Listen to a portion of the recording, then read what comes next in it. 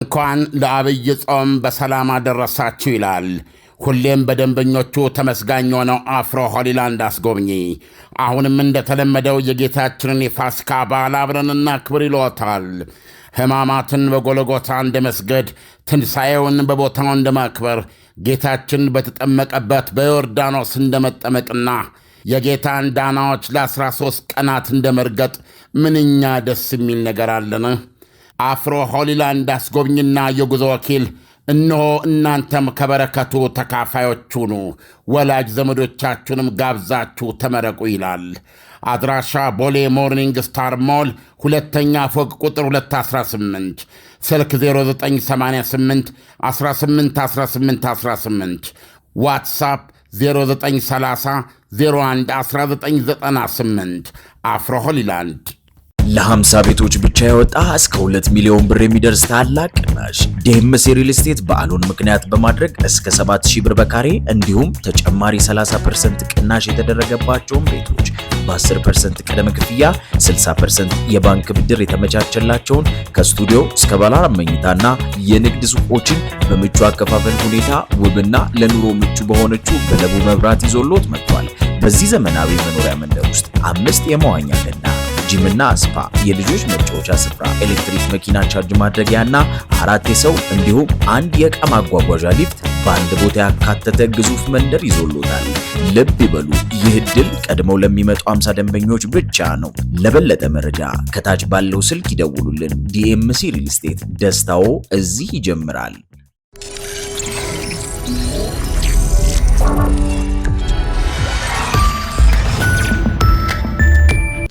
ትናንትና በዩናይትድ ስቴትስ አሜሪካ ከፍተኛው ፍርድ ቤት የተወሰደው እርምጃ ዶናልድ ትራምፕ ፈጽመው ያልጠበቁት ይሆናል ብለው ያልገመቱት እና እውነቱን ለመናገር የቄሳርን ካባ የገፈፋቸው ነበረ እና በጣም ከባድ እርምጃ ነው። የከፍተኛው ፍርድ ቤት 9 ዳኞች ነው ያሉት። በጣም በሚገርምና በሚያሳዝን ሁኔታ 6ቱ የሪፐብሊካን ፓርቲ ተሿሚዎች ናቸው ወይም ወግ አጥባቂ የሚባሉ ናቸው። ሶስቱ ደግሞ ከዛ ውስጥ ሶስቱ ናቸው። ሶስቱ ሊበራሎች ናቸው። የሪፐብሊካኖችን ቫልዩ የሚጻረሩ ማለት ናቸው። የእነ ኦባማ ወገኖች ናቸው ሶስቱ ዲሞክራቶች ማለት ዲሞክራቶች። ስለዚህ ፕሬዚደንቱ በዓለምን ያሽቆጠቆጡበት የነበረውን የዚህ ምንድነው የታሪፍ ጅራፍ በዓለም ላይ ቄሳር ያደረጋቸው እሱ ነው። የውጭ ጉዳይ ፖሊሲ ማስፈጸሚያቸው ነው። ከሌሎች ሀገሮች ጋር በሚያደርጉት ዲሊንግ ከዛ ሀገር ጋር እሳቸው የሚሉትን ወይም በአብዛኛው ለአስጨራሽ ዲፕሎማሲ ከመከተል ይልቅ መሀል ላይ ያንን ሀገር በቀጥታ ያስጠነቅቁታል። እምቢ ካለ ወዲያው ታሪፍ ይጣልበት። ወዲያውኑ ያለምንም ማስጠንቀቂያ ማታ በእንቅልፉ ተኝቶ የታሪፍ እርምጃ ካርነ እየተሳከረ ነው። እሺ የወስዱበት ስለነበረ በማንኛውም ሚሊታሪ ዜና በፕሬዚደንት ዶናልድ ትራምፕ ዶሚኔት እንዲሆን ያደረገ ዋና ምክንያት ነው እና እስካሁን ከነበሩ የአሜሪካ መሪዎች በተለየ ሁኔታ በየጊዜው በሚናገሩት ነገር በሚወስዱት እርምጃ 24 ሰዓት የዓለም እንትን ምንድነው ትኩረት 100% እሳቸው ላይ አርፎ ከሆነ ዋነኛው ምክንያት ይሄ የታሪፍ ስልጣናቸው ነበር እና ለፍርድ ቤት ቀርቧል። ከፍተኛ ፍርድ ቤት ላይ ነበር ጉዳይ። ብዙ ጊዜ ሰርተናል።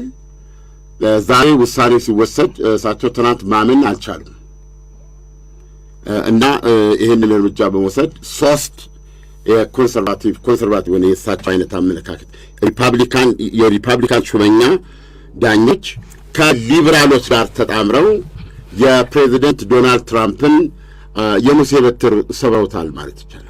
እንግዳው አሜሪካን መታደግ የሚችሉ አሜሪካውያን ብቅ እያሉ ነው ማለት ይቻላል። ከራሳቸው ፓርቲ ውስጥ ማለት ነው። አንዱ ትልቁ ችግር ይሄ ነበር። የሚፈልጓቸውን ሰዎች በየሚፈልጓቸው ፖዚሽኖች እያስቀመጡ የሚፈልጉት ነገር ነበር ሲያስፈጽሙ የነበረው።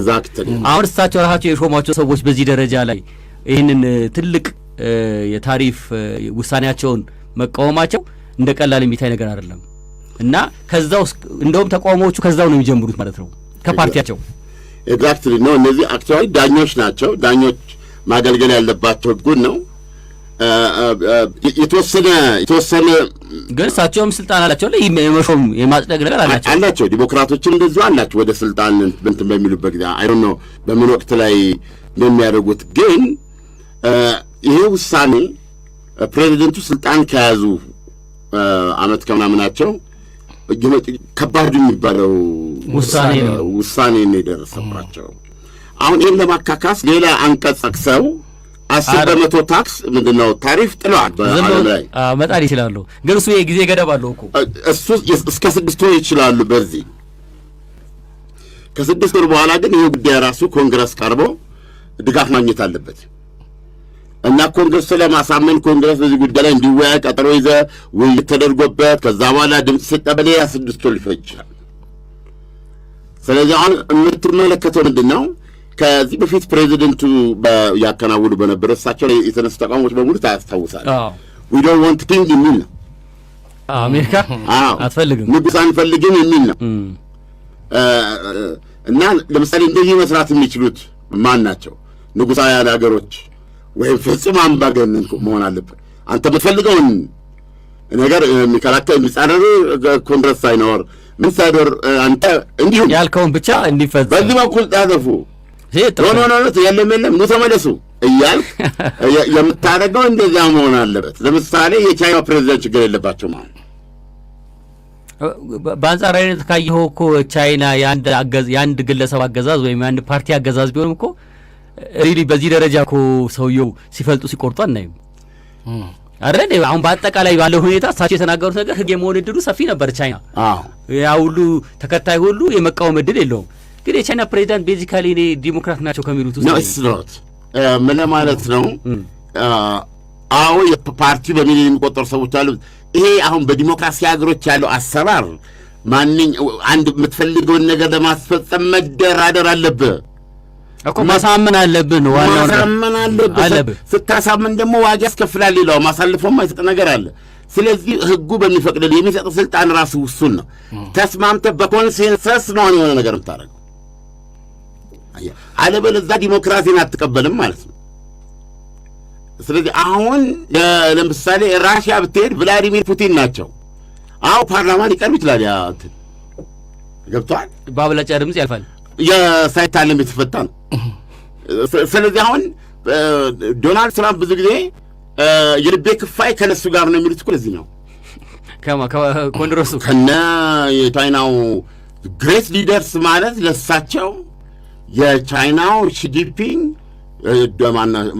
ቭላዲሚር ፑቲን እና የሰላጤው ንጉሶች ናቸው ያሉት ነገር የሆነ እንዴ ተነፈሱ ማለት ሆነ ማለት ነው። ስለዚህ አሁን እሳቸው የሚፈልጉት ይሄንን ነው እኮ አሜሪካ የሆኑ አይቻልማ አይቻልማ ለዲሞክራሲ ሀገር መቀየር አይሻልም? አገር ቀይራ ንጉስ መሆን አይቻልማ። ገብተዋል። ወዳጅነታቸውንም እኮ ዶናልድ ትራምፕ ከመጡ ጀምሮ ስታይ እነዚህ ሀገሮች ላይ ነው ከሳቸው ጋር በደንብ አሊያንስ በዋነኛነት በአሁኑ ሰዓት ሀያላን መንግስታት የሰላጤው መንግስታት ናቸው። አልጋ ወራሽ ኤምቢኤስ መሐመድ ቢን ሳልማን ፈለገ አገኘ ኖ ኩዌስችን። አሁን እሳቸው እንደ መሐመድ ቢን ሳልማን ገብቷል ክፍት ያደርጉና ያቺ ምንድነው ማህበራዊ ድረገጻቸው ላይ ይቺን ወደ ህንድ እንደዚህ ነው በልደት ቀን እንደዚህ ቆሽቴና ሳርክ 40% እንትና እኛለው ተመልከት። እዚች አሁን እኮ ኢቨን በእኛ ጋር ነጋሪት ጋዜጣ ላይ መውጣት አለበት የሚባል ነገር እኮ አለ። አዋጅ ምናምን ነጋሪት ጋዜጣ ያለ አይ የእሳቸው ነጋሪት ጋዜጣ ትሩዝ ሶሻል አይደለም አብሶሉትሊ። ስለዚህ እዚህ ላይ ጻፉ ማለት የአሜሪካ እንዳለ ጉምሩክ ገለመ የምትለው ያንን ተከትሎ ያስተካክላል። ያዝ አይቻል መልስ ተብሎ 40 ሆኗል ተብሏል። ቁረጥ ምናምን ይላል። ደግሞ እሳቸው ማታት ትንሽ እንትን አድርጓቸው አራዝኛው ሲል በሰብስብ እንደገና ታቻል። ስለዚህ አሁን ትናንት ዳኞቹ ሲሰጡ ሄዱና አስፈጽመው በተራ ቋንቋ ያሏቸው እንትና አይጣሉ አይደለም ምንድነው ታሪፍ እና ታሪፍ ለመጣል የሚያበቃ ምክንያት አለ ወይ? በነገራችን ላይ እስከ ዛሬ የጣሉትን 100 ሀገሮች ላይ እኮ ነው ታሪፍ የጣሉት ኢትዮጵያን ጨምሮ ማለት ነው። እሱን ነው ያገዱት እኮ አይደል? እሱን ነው ያገዱት። የተወሰነ እንደ አሉሚኒየም በሌላ አግባብ ነው ያደረጉት። በተረፈ ይሄ ሊብሬሽን ዴይ ብለው የአርነት ቀን ብለው ባሉት እኛም ደርሶናል። እሱ አሁን ከዛሬ ጀምሮ ተፈጻሚነት የለው። ነገር ግን እሳቸው አንዳንድ ነገሮችን በተወያየነው መሰረት ይሁን እያሉ ነው ገብተዋል። ስለዚህ አሁን ማንኛውም ሀገር የተፈጻሚ ስላልሆነ ከዚህ በኋላ ይህ እሳቸው ያድርጉት ታሪፍ አይሰራም ማለት ነው። የአውሮፓ ህብረት ስንት ቀን ተደራድሯል? ስንት ወር? ህንድ አሁን እልልቷን ያስባቸው በቅርብ ነው አይደል ተደራድራ፣ ከሱ በሙሉ ዜሮ ሆናል፣ በዜሮ ተባስቷል። ስለዚህ አሁን በህጉ መሰረት ምርታቸውን መላክ ነው ያለባቸው ያለ ታሪፍ ማለት ነው። አሁን የከሰሱት የአሜሪካ ኩባንያዎችም ይሄን የተሰበሰበውን $135 ቢሊዮን እንዲሰጣቸው ነው የሚጠብቁት። በህገወጥ መንገድ የተሰበሰበ እሱ ገንዘብ ነው። ተይዞ የተቀመጠ ነው። ተይዞ የተቀመጠ ነው እና ስለዚህ እሳቸው ምን አሉ? ኦልሬዲ ለህዝቡ እኮ መልእክት አስተላልፈዋል። በየአካውንታችሁ $2,000 አስገባለሁ ብለው ነበር እኮ። ግን የማይወጣ ነው። አሁንም ጥቅም ላይ የማይወጣ አይነኩብ $135 ቢሊዮን። ይሄ $135 ቢሊዮን በህገ ወጥ መንገድ የተሰበሰበ ነው አለ እኮ ከፍተኛ ፍርድ ቤት አለ እኮ። ግን ደግሞ ሌላው መከራከሪያ ምንድን ነው? በታሪፍ የተነሳ የተሰበሰበ ገንዘብ ተመልሶ የመመለስ ዕድል የለውም አላለም።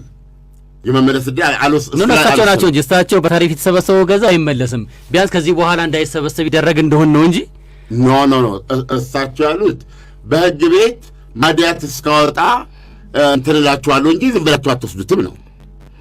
ለዓመታት እከራከራለሁ። አሁን እንግዲህ እኮ ተይዞ ማለት እኮ ነው ክርክሩ። ብሩን ይዘው ላለመስጠት ይላሉ። ግን አትዘይነው ዘዴ ፍርድ ቤቱ ይሄ በህገ ወጥ መንገድ የተሰበሰበ ነው ገንዘቡ እና ብሩን ሊመለስ የመቻል ዕድሉ ከፍተኛ ነው ለነዚህ ለኩባንያዎች ለአሜሪካ ኢምፖርተርስ ከውጭ ሀገር ሲያስገቡ የተያዘባቸው ነው ሲያስገቡ የተያዘባቸው ግን ለመመለሱ አይቀርም። ይሄ ደግሞ ከሆነ ወይኔ አሜሪካ ኢኮኖሚ ወይኔ ብሏል። ከፍተኛ ጉዳት ነው የሚያገኘው ነው ያሉት። እና በአጠቃላይ ትናንትና ፕሬዚደንቱ የደረሰባቸው ምት ከባድ ነው።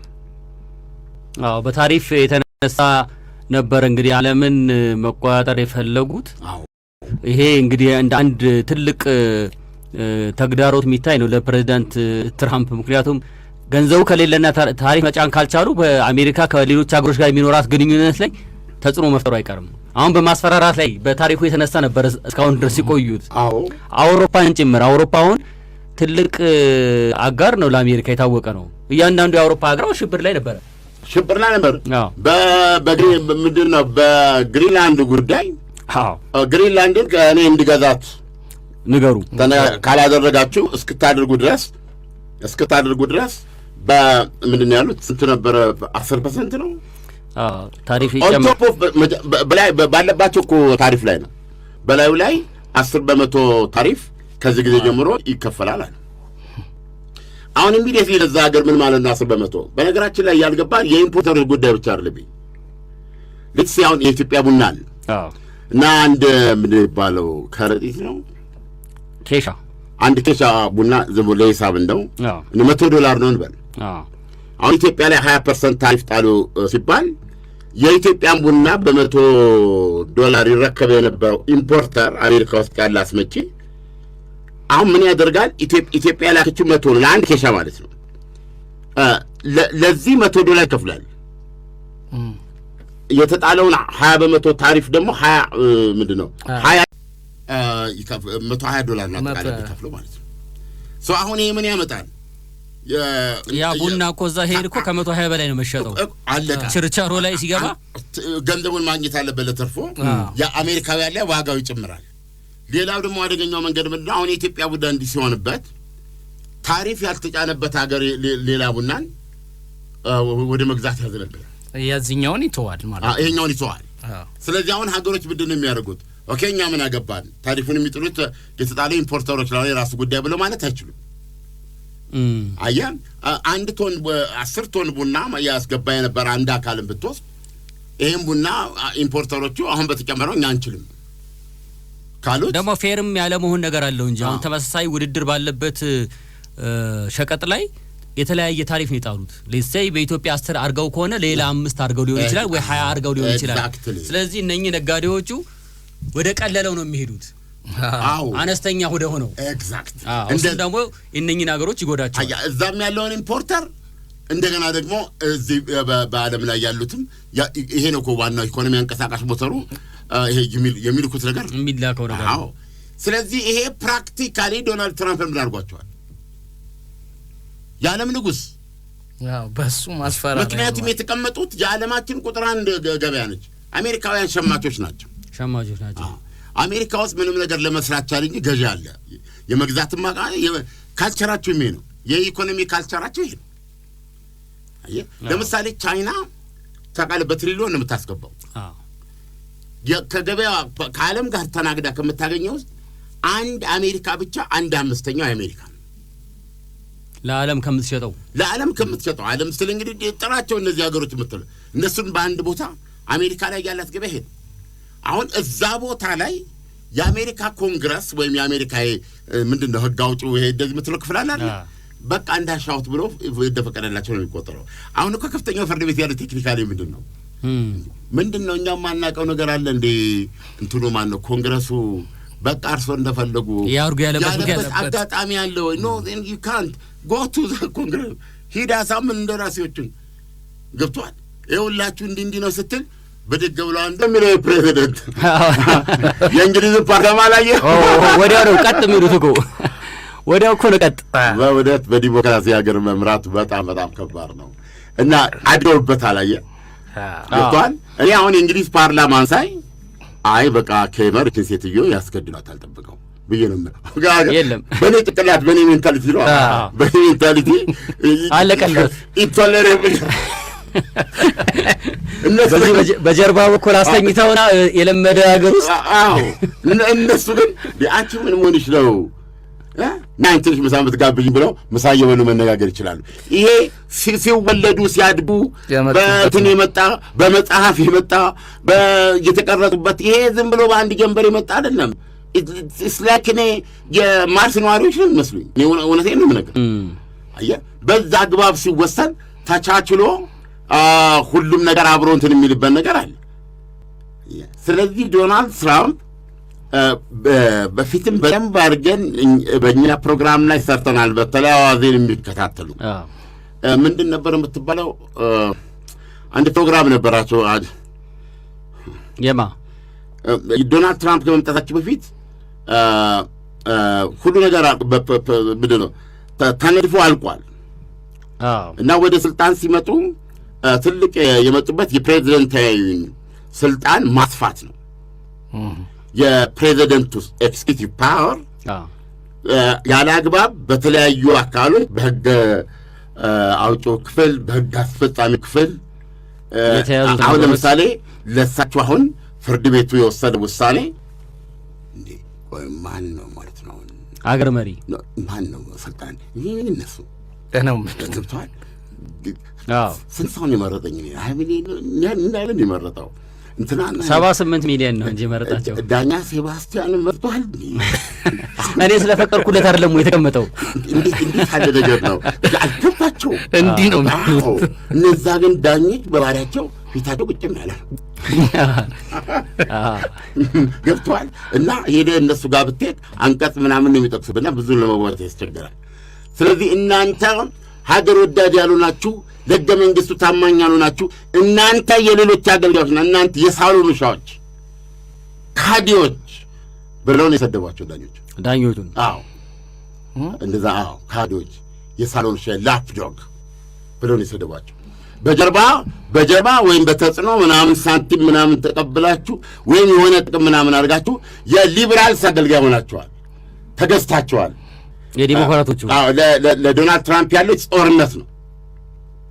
ገባ ኮንሰርቫቲቭ ሲዋጋ ሊበራል በጦርነት አስተሳሰብ ነው።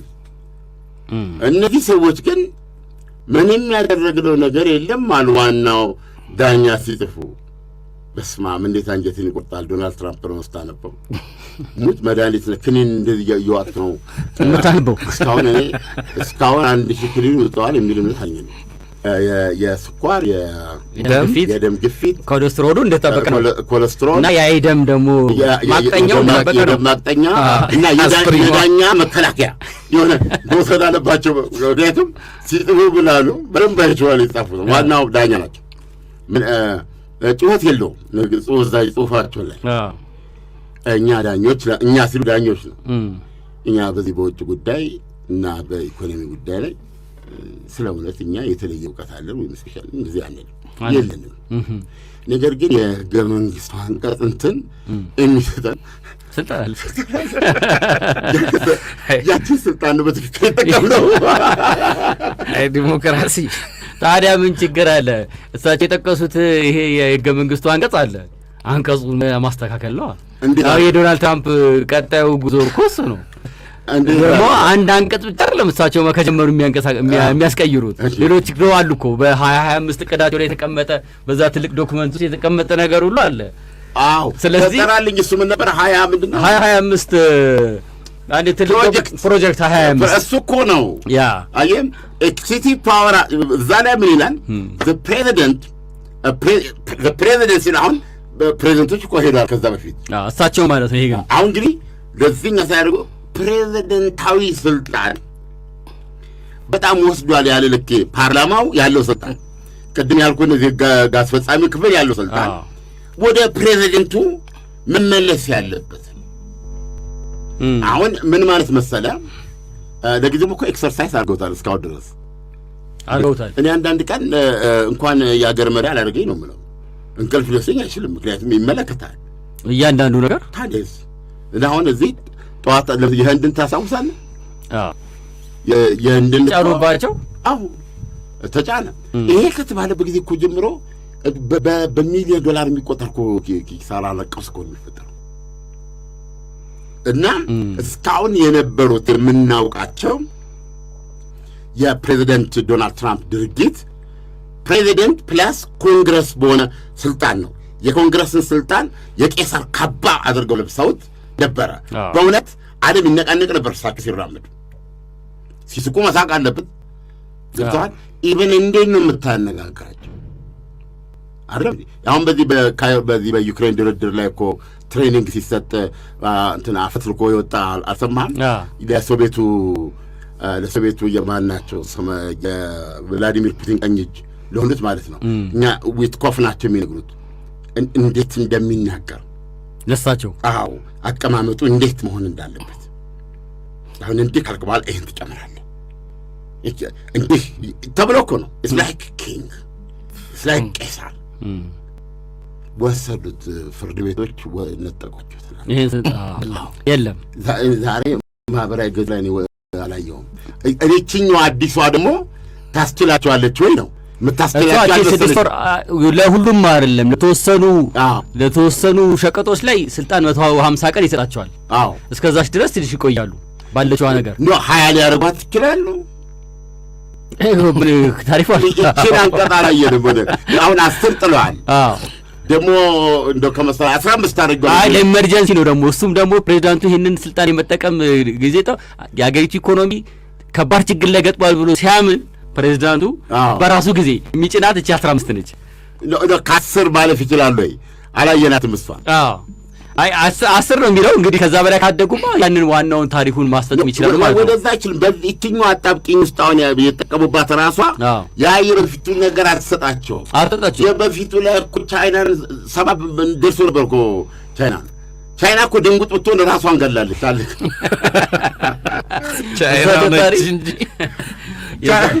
ቻይና ድንጉጥ ሆና ቢሆን ኖሮ ከዚህ በኋላ ምን ሆናለሁ ያለው የትሩት ብላ እንደዛ ነበር የምትሆነው።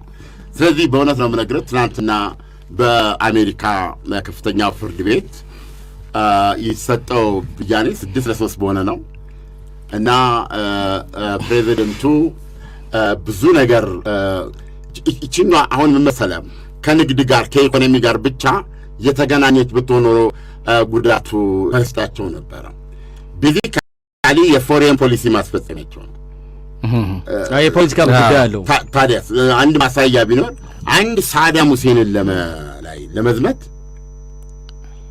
ጆርጅ ቡሽ ትልቁ መጀመሪያ ሂትለር በጓሮ በር ገባ፣ ሳዳም ሁሴን ወረራውን በማድረጉ ይሄ ነው። ከዛ ቀጥለው እነ ሳውዲ አረቢያን ማሳመን ምንድነው የሚያሳምኑት? ታው ነገር ለእናንተ ነው። ይሄ ሰውዬ እኮ በኩዌት አይወሰን ዝም ካላችሁት እናንተ በመምጣቱ አይቀርም። ጭልጥ ያለ በረሃ እኮ ነው ጌታዬ። ቤታችሁ እኮ ባዶ ደጃፍ ነው ያለው። ታዲያስ በ3 ሰዓት እኮ ነው ዋጥ ስልክ ያደረጋት እንትና የናንተ 9 ሰዓት ይፈጅበት። ስለዚህ ይሄ ነገር ነው የሚያሳስበን። ምን ይመስላችኋል? ጊዜ የለንም። ወሱንና ነገሩን አሜሪካ ሳውዲ አረቢያን ፕሮቴክት ለማድረግ ግን ዝግጁ መሆን ያረጋግጥልዎት ተወዳለሁ። ስልክ ቁጥር ያውቁታል፣ ይደውሉልኝ፣ እጠብቅዎታለሁ ሲሉ እነሱም ትንሽ ያስቡት ይሄ ነገር ብለው አሎ ይደረግ እንዳሉ ዳህራን ላይ መታችሁ ወታደር አስፍሩ አለ። ጊዜ ኦሳማ ቢን ላደን የጦርነት ሰልችቶት እፎይ ብሎ በሰላም ገንቢ ነው እኮ ስራው። ምን ነበረ ይሄ ምንድን ነው? ሲቪል ኢንጂነር እንትን አይደለም ግንባታ መንገድ ነው የሚሰራው እና ኮንስትራክሽን በጣም ሰላም ነበር። እና እሱ ላይ እሱ እንትኖች ተልኳቸውን ጨርሰው አፍጋኒስታን ውስጥ አንድ ኢንፊደል ኮሚኒስት ሶቪየት ህብረት እዛ ገብቶ እሱን ሲዋጋ ቆይቶ ያ ፈራርሶ ማለት ነው አይደለም ፈራርሶ ከዛ በኋላ ብዙ ታሪክ ተለውጦ በድል አድራጊነት መጥቶ እፎይ ብሎ የልማት ስራ ላይ ተጠምዶ እያለ አንድ ቀን በሬዲዮ ሲሰማ የአሜሪካ ጦር ዳህራን ሊሰፈር ነው ይላል። ሊሆን አይችልም ሳይሆን በዜሮ የሚያባዛ ያደረገው አፍጋኒስታን የአፍጋኒስታን ምድር ላይ ያው በሱ ባለው እምነት ማለት ነው ኢንፊደሎች እነዚህ ምንድን ነው በአማርኛ ምንድን ይባል ማለት እነዚህን አባረሬ መጥቼ ጭራሽ እዚህ አጠገባችን ብሩስ ይሮጥ ይሄድና እኔ የለም እንደምና ነው አላችሁ። ደህና ቁጭ አንተባሉ ጭማቂ ማዋት ይበላል ይሉታል ቤተ መንግስት። ማናቸው ያኔ ነበር ንጉስ የሳውዲ ሳውዲው አምጣቸው በኋላ ፉአድ አብዱላዚ ሳምናው አብዱላዚ መጀመሪያ ናቸው አናቸው። ምንድነው ሲሉት ምንድነው የሰማሁት ማመን አቃተኝ። ምን ነው የአሜሪካ ወታደር ታስገቡ ነው እንዴ ያለ እንግዲህ ገብቷል ብዙ ነገር ሲል አዎ ይገባል አነሳቸው። አረ ፕሊዝ ይሄ እንዴት ሊሆን ይችላል? እኔ ያኔ እነዛን የተዋጋውባቸውን እነዛን ወጣቶች ማን በሙጃሂዲን ውስጥ የአረብ ወጣቶች ማለት ነው አልቃይዳ የተዋጋው እነሱ ወጣቶች ላሰባስብና እኔ ድንበር ላይ አድርጌ ሳዳም ሁሴን ልልቅጠም እንጂ እነሱ አይጉ ስለፈጠራችሁ ሲል ማን ቆይ ትንሽ እኔ መተኛት አለብኝ የረንትን ቆይቶ የመጣው ብለው በፕሮቶኮል ስንፈልግ ብቻ ነው የምትመጣው እንደውልላለን ሂዳሉት። ያን ጊዜ እዛ ሆኖ አወገዛቸው። ማን ነው ሳዳ ቢንላደን ጠፋሉ። ዞር በል የሳውዲ ዜግነት ብለው ወደ ሱዳን የወጣው በዛ ምክንያት ኤቭሪ ስቴፕ ብትመለከት እዛ ጋር ማደላደል፣ ከዛ በኋላ አውሮፓን አስተባብረው፣ ከዛ በኋላ አፍሪካን ኤዥያን በተባበሩት መንግስታት ይዘው ውል አስፈርመው አንቀጽ ወጥቶ ጥር 7 እንደወጣ ተወል ኤቭሪቲንግ አድርጎ ስንት ወር ፈጀ? ሐምሌ 26 ነው በኢትዮጵያ አቆጣጠር 1982 ዓመተ ምህረት ሐምሌ 26 ነው ኩዌት ይኖረው ሳዳም ሁሴን ጥር 7 ድረስ ቆየ። ሳዳም ሁሴን ላይ እርምጃ የተወሰደው መቼ ነው? 1983 ጥር 9 ቀን የተወሰደው። አየህ ይሄ በሙሉ የወራት የማሳመን የዲፕሎማሲ ነው። ይሄንን ዶናልድ ትራምፕ ይችላሉ አይችሉም? እና ይሄ ነው የሆነ ያለው። በነገራችን ላይ ሰሞኑን ደግሞ አንዲት ስብሰባ ነገር የዚህ የቦርዳቸውን ስብሰባ ጠርተው ነበረ ፕሬዚዳንት ትራምፕ እና የተፈለገው ያለ ገንዘብ አልተገኘም። እዛም ላይ በቂ ገንዘብ እንዳልተሰበሰበ ነው ገና ቃል የተገባው። እያንዳንዱ 1 ቢሊዮን ዶላር ከፍሎ እንዲገባ ነው የተጠበቀው። የሚፈልጉትን ያህል አላገኙም። ግን መሪዎች መጥተው በተወሰነ ደረጃ አውሮፓውያን የሌሉበት ስብሰባ ግን እንዴት ነው ጨር የሚለው የሉም እኮ። እሱም ብቻ ሳይሆን ለምሳሌ ወደ ኢራን በሚደረገው ዘመቻ ላይ የእንግሊዝ ሀገር ያላቸውን 2 የአየር ኃይል ጦር ሰፈሮች እንዳይጠቀሙ ለመጀመሪያ ጊዜ ተጠያቂ ሊያደርገኝ ይችላል በህግ የህግ እንትኑን እስካየው አይቻልም ማለት እንግዲህ ይሄን ንግግር ማየት ያለብን ባለፈው የሙኒክ ስብሰባ ላይ በይፋ ብለውታል። ከዚህ በኋላ የአሜሪካዊ ፕሬዝዳንቱ ሌላ ያያልነት ይቸፈቸፋል ብለው ነው ያሉት። ምክንያቱም መዳረቅ ይኖርባቸዋል ማለት ነው። በፊት ሰልፍ ነበር የምናሳምረው አውሮፓውያን አሜሪካን የነጻው ዓለም መሪ አድርገን ስለምንቀበል አሜሪካ ተነሱ ካለች ብድግ ነው ማለት ነው። አሜሪካን ያለችውን በሌላ ቃል እያስተካከልን እንትን ይያል ነው ምንነሳው የዲሞክራሲ ካባ ያለበሱ ማለት ነው። አንዳንድ ጊዜ እኮ የምንደበድባቸው ሀገሮች ቢያንስ ሎጂካችን እኮ እያሳመናቸው የሚደበድባሉ ገብቷል። አሜሪካ ስላለች እዚህ ድረስ ምን አሜሪካ ብቻ ለምን በሙሉ ያስተጋቡታል። አሁን ግን እያንዳንዳችንን በተናጠል መጠየቅ አለባቸው። አይመቸኝም ማለት አለ። አሁን እንዳልኩት ህጎላጥ ነው ስብሰባ መቅረትም አለ። እንዲህ አይነት ነገር ነው ያለባቸው። ሪሊ ሲሪየስ ለማየት አሁን አይ ቲንክ ቻሌንጁ ከውስጥ ጀመረ ማለት ነው። አየም ከውስጥ ጀመረ። ለምሳሌ ሁለተኛው ምንድነው እዚህ የምትለው ሚኒሶታ እዛ ላይ የነበረውን የአይስ እንቅስቃሴ በቀን 3000 ስደተኞች ተጠራዥ ለመያዝ ሲሉ አንዳንድ ቦታ ስታይ በዝረራ ሁሉ ምናምን ብዙ ነገር ነበር የሚሰሩት። አሁን ቁጥሩ ተቀንሷል። ያንን ይመራ የነበረው ሰውዬ ከዛ ተነስቶ ወደ ጠረፍ ተልኳል እና ኦልሞስት እዛ ላይ አሁን እየቀዘቀዘ ነው ያለው። ሌላ ከተማም ላይ ሌላ ስቴት ላይ የመሞከር ድላቸውም በጣም ጠቧል። ተቋሙ እየተከተለ እየመጣ ነው። ተቋሙ እኮ ነው ያንን የመጣው። ሁለት ከሞቱ በኋላ ከዚህ በኋላ መሞት አለብን የሚል ሰው ነው እየመጣባቸው ያለው። ስለዚህ ይሄ ሬዚስታንስ ይባላል።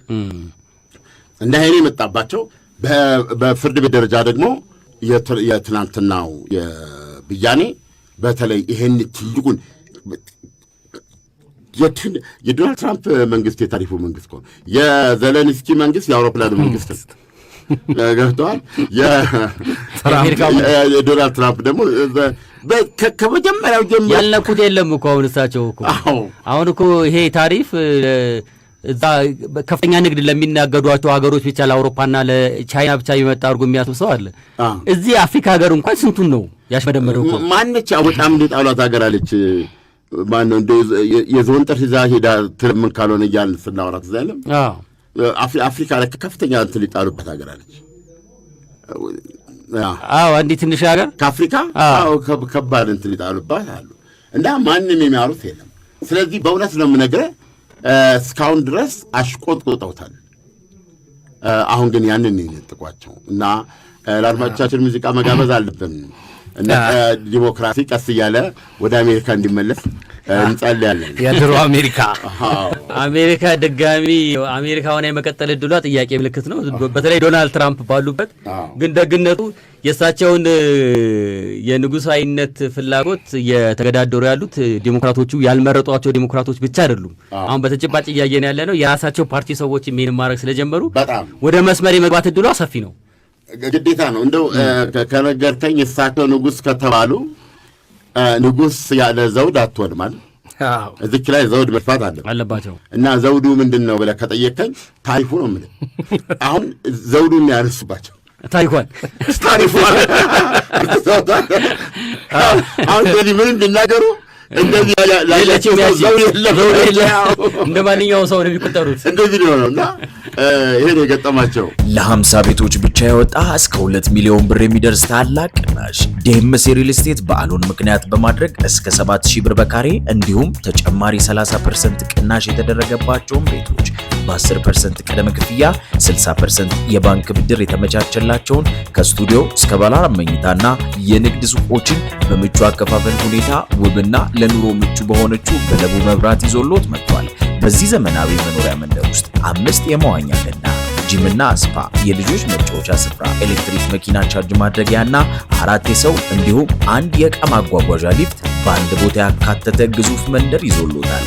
ልብ ይበሉ፣ ይህ ዕድል ቀድመው ለሚመጡ 50 ደንበኞች ብቻ ነው። ለበለጠ መረጃ ከታች ባለው ስልክ ይደውሉልን። ዲኤምሲ ሪል ስቴት፣ ደስታው እዚህ ይጀምራል። እንኳን ለአብይ ጾም በሰላም አደረሳችሁ ይላል ሁሌም በደንበኞቹ ተመስጋኝ የሆነው አፍሮ ሆሊላንድ አስጎብኚ። አሁንም እንደተለመደው የጌታችንን የፋሲካ በዓል አብረን እናክብር ይሎታል። ሕማማትን በጎልጎታ እንደ መስገድ፣ ትንሣኤውን በቦታው እንደ ማክበር፣ ጌታችን በተጠመቀበት በዮርዳኖስ እንደ መጠመቅና የጌታን ዳናዎች ለ13 ቀናት እንደ መርገጥ ምንኛ ደስ የሚል ነገር አለን። አፍሮ ሆሊላንድ አስጎብኝና የጉዞ ወኪል እነሆ እናንተም ከበረከቱ ተካፋዮች ሁኑ፣ ወላጅ ዘመዶቻችሁንም ጋብዛችሁ ተመረቁ ይላል። አድራሻ ቦሌ ሞርኒንግ ስታር ሞል ሁለተኛ ፎቅ ቁጥር 218፣ ስልክ 0988 18 18 18፣ ዋትሳፕ 0930 01 1998። አፍሮ ሆሊላንድ